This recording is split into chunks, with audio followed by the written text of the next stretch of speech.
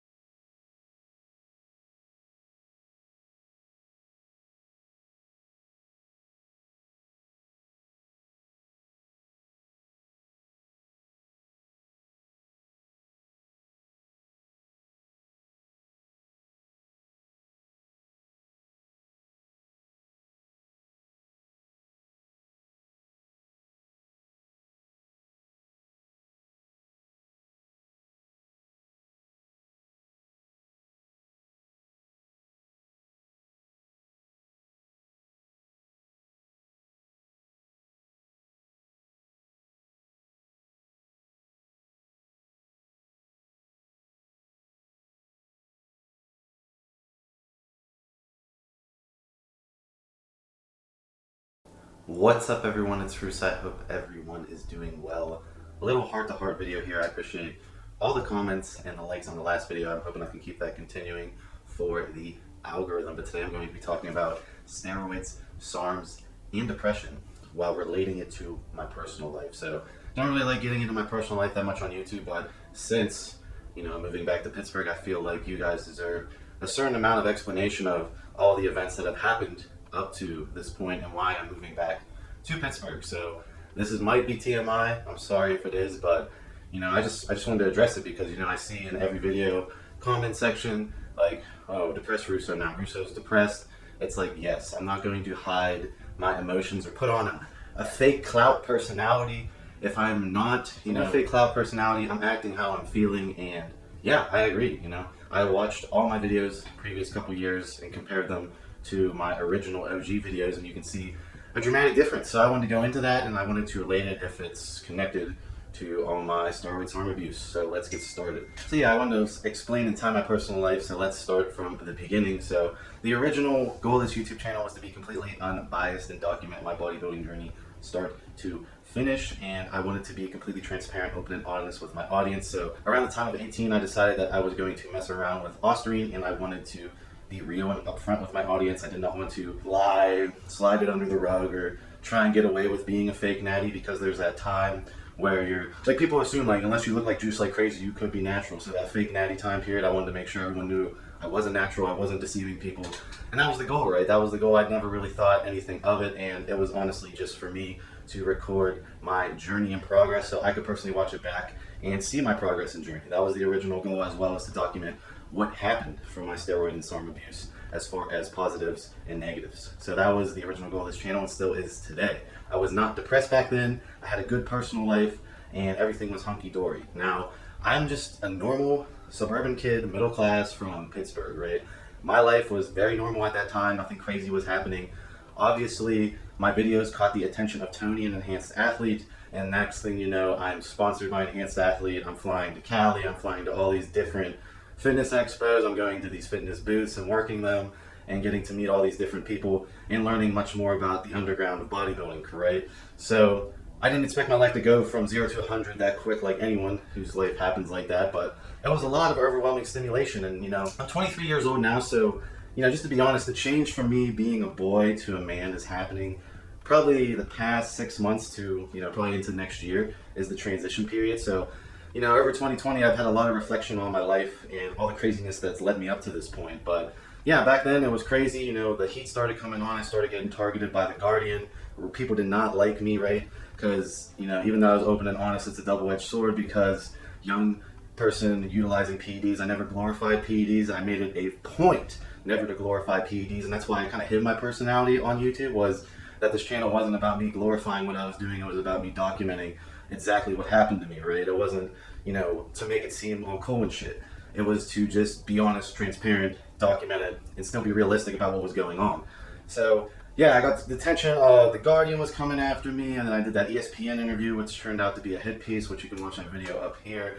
And yeah, my life started going downhill fast as far as personal life goes, right? I decided to sacrifice all my personal time, which would be devoted to hanging out with friends and doing all that fun stuff in college, to spending time in the gym working on my goal, building business connections because my phone would go off like crazy, right? All these people I had to text, my phone would go off like crazy. I was building tons of networking connections, still am to this day, and it's eating away at all my friends' time to talk to me, right? So did that, and then working on the YouTube. So the bodybuilding, the networking, learning how to run my own business because my dream is to be a serial entrepreneur, and then learning YouTube, growing my YouTube channel, growing my social medias. Those were my 3 goals, as well as studying information systems, right? Information systems and information technology was what I was studying in college. So, so the plan B of YouTube was great, but I still was working towards being a master in information systems, computer science, information technology. I had to devote a lot of time, because if you want to be good at that, you have to devote a lot of time to that, as well as the bodybuilding, the YouTube, the sponsorship. So, my life started coming really fast, and I started sacrificing my personal life to, all these goals and aspirations, because when you start doing your own thing, you're now competing with so many people, and you have the feeling and need to outwork everyone.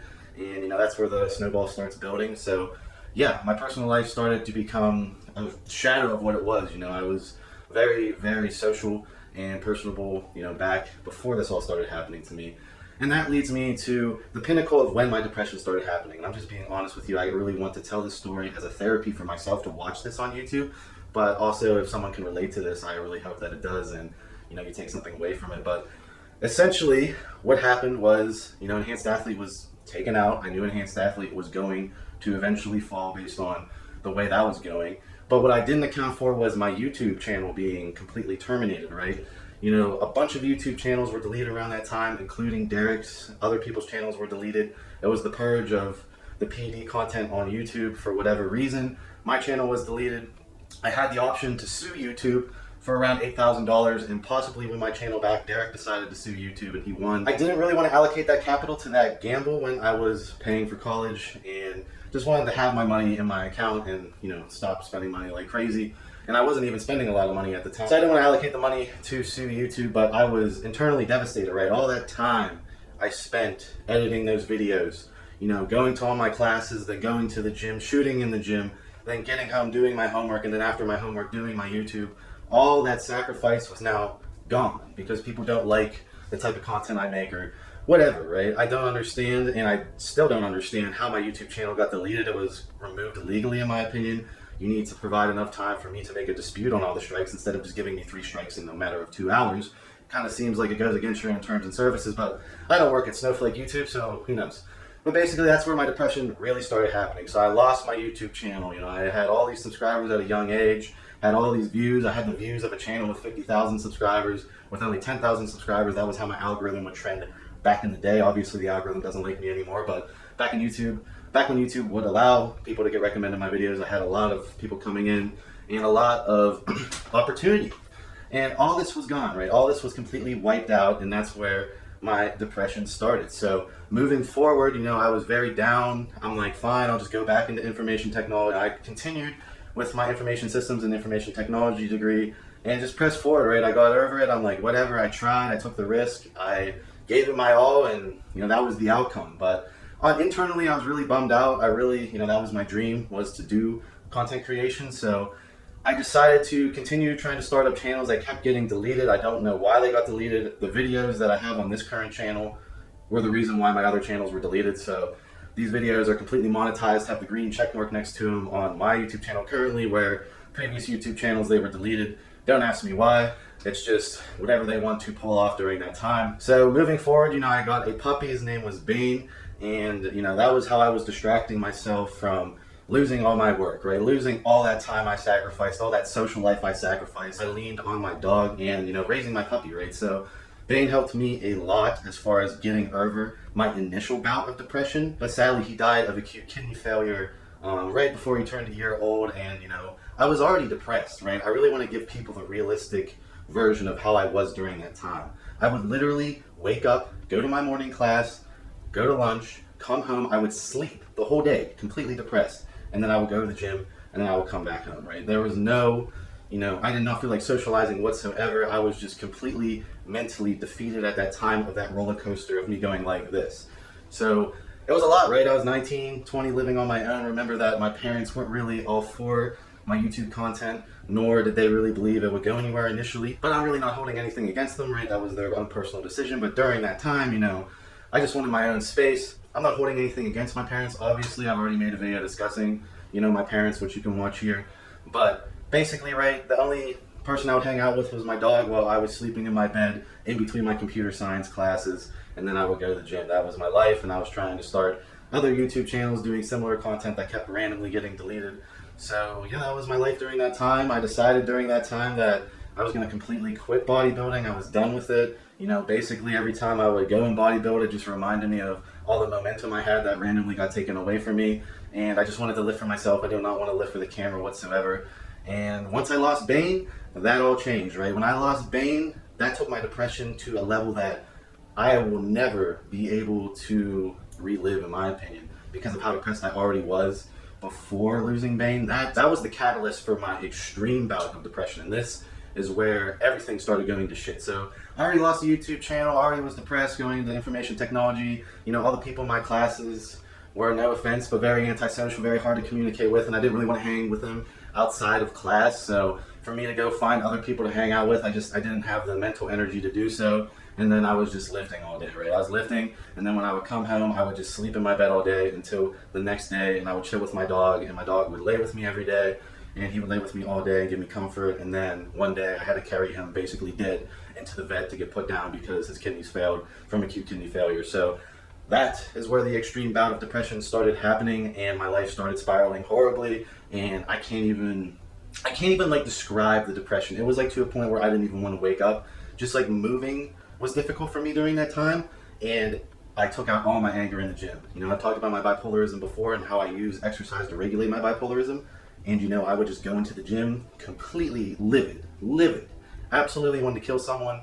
During all my workouts, I would lift until I was spitting blood in the garbage can, and my eyes were completely bloodshot. I broke all the blood vessels in my eyes every day. It was just horrible. During that time, my relationship, which was a long-term relationship, which was completely drama and risk-free the whole time, started spiraling as well, right? So all of this shit started happening, and I was spiraling like crazy into depression, angry. During this time, you know, I was about to quit bodybuilding, and then I was given another bone by Tony to do the documentary and to get back into YouTube. And then, you know, my friends in the YouTube sphere were obviously helping me and reassuring me, but during that time, it took me a long time to mentally dig myself out of that, and it was just very difficult to get on camera. It was very difficult to be myself. I just wanted to, you know, it was just horrible. And my personal relationship that I had going on was, you know, eating me away as well. So during this time, I had one friend that I would vent to all my feelings and talk to and cry on his shoulder. And I highly recommend, if anyone is going through anything remotely close, that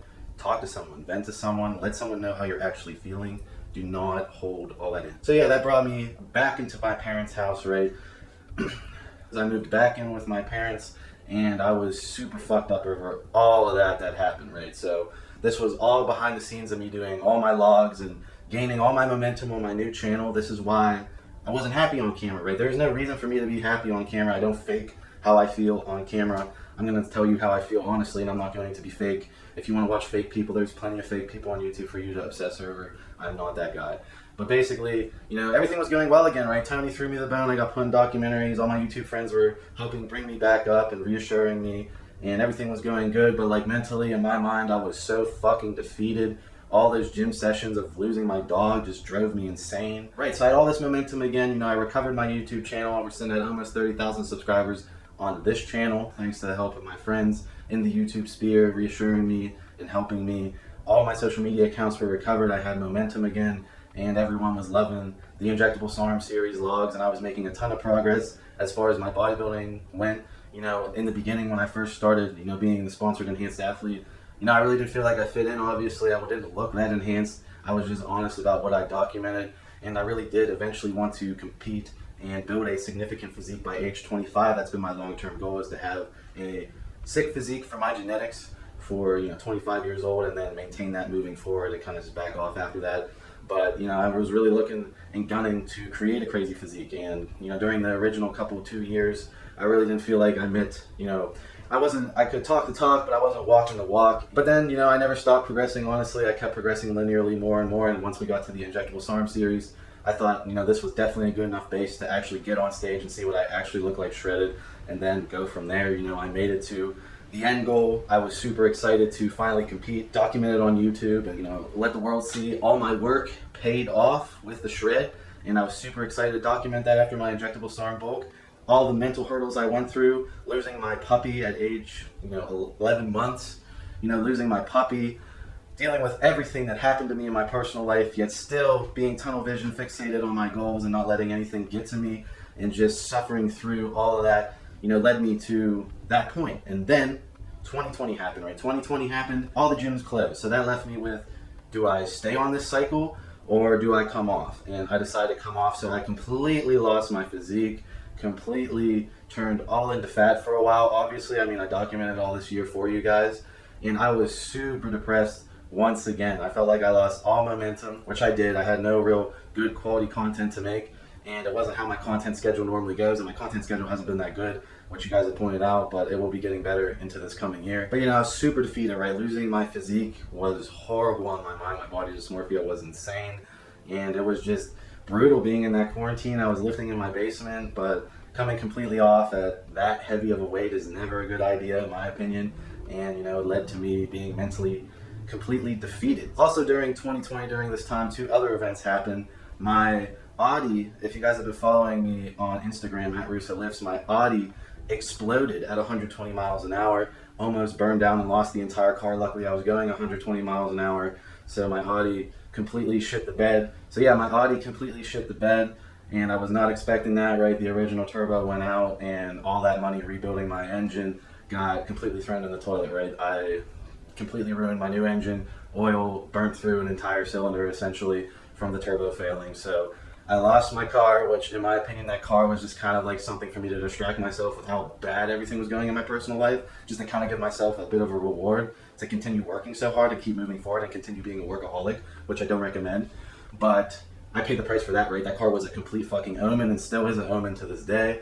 And I completely lost the Audi, so that led me back to driving my Charger Police. So just a little update of, you know, the beginning of 2020. During that time, I was not sleeping very well at all. I was getting probably 2 to 3 hours of sleep per night, and I could not sleep in my parents' little room. I was overheating. I could not fit on a twin bed, all this stuff, and I was just, you know, mentally thinking through my head the whole night. It's very hard for me to shut my brain off, and I wasn't sleeping right. I also ran out of contacts during that time and had to switch to glasses, and my glasses were giving me migraines 24/7, right? So I was trying to get a hold of the eye doctor because it's 2020. I couldn't get a hold of an eye doctor. Finally got a hold of the eye doctors. I, you know, blindly, essentially, my migraines would rage so hard, I blindly went to the eye doctor. I finally got a spare pair of contacts, and then driving home, I totaled my Charger and almost got in a very significant car wreck. Well, it was a significant car wreck, but it could have ended a lot worse than me if I didn't do an evasive maneuver. But basically, because my Audi exploded, I was not planning on driving the Charger for the rest of the winter, and the tires were bald,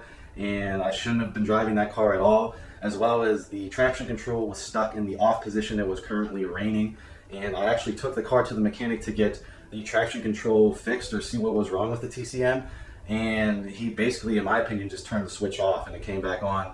And yeah, that almost cost me, you know, very significant injuries. I hit a telephone pole and slid completely off the road into a ditch. So I lost 2 cars in the beginning of 2020, which cars can be replaced, people can't. I'm so glad that no one got hurt, or, you know, anyone got hurt out of any of that. No one got hurt, which is always the best. But so moving forward after that, right, you can imagine my mind state. I'm just thinking everything is going wrong for me, literally just bad thing after bad thing after bad thing after bad thing for like 2 years, while continuing to stay tunnel vision, focused on my work, and just focus on my goal, my long-term goal, on how I see my life and how I want to manifest my life. And, you know, that's where it really got crazy. So after I totaled that second car, I really just snapped, in my opinion. I completely lost it at that point, and I decided that I was just going to move to Tacoma, right? I didn't really feel complete as a businessman. You know, my dream is to be a serial entrepreneur, so I want to learn how to do my own startups. Russ from Narrows Labs was willing to mentor me if I helped him with Narrows stuff, as well as launched Elevate Alternative with him. So I decided, instead of just doing it all remotely, which me and Russ mostly work remotely, to do it in person. All right, camera died, but I want to finish this video while it's still fresh in my mind. So yeah, you know, this move was really for a fresh reset, right? I felt like, everything in Pittsburgh was going wrong. I just wanted to completely place myself in a different environment and really work through this, right? This is an invisible demon that no one can see besides myself. So really wanted to have clarity of mind in a new environment to try and work through this. So that's what led me to Tacoma. I really, don't regret this move, but basically, during the time here I've spent working through my depression. I ended up going in, a couple ups and downs here, to be honest, and I've worked through them. And now coming towards the end of 2020 into 2021, I feel a lot better. Mentally, I legitimately feel a lot better. And it's been a crazy learning experience for me in Tacoma. I now feel much more confident in doing my own startups, obviously, after successfully starting up Elevate, as well as observing Russ's back end and getting to see everything, everything I need to see as far as starting a small business. Russ taught me within these past couple of months, which is completely awesome. People normally have to pay a lot of money for mentoring like that, so it was awesome. I really don't have any regrets, and I slowly built my physique back here. The gyms were not open in Pittsburgh, so once I came back out to Washington, I found a gym that stayed open and slowly put my physique back together, and now I feel like it's almost back together. I wouldn't say it's completely back together. I have around another 20 pounds to lose, but it looks a lot better than it did at the beginning of 2020, and my mental health is a lot better than the beginning of 2020. So this was a crazy year of personal reflection. Like I said, the change of me turning from a boy to a man is happening around now, so it's giving me a new perspective.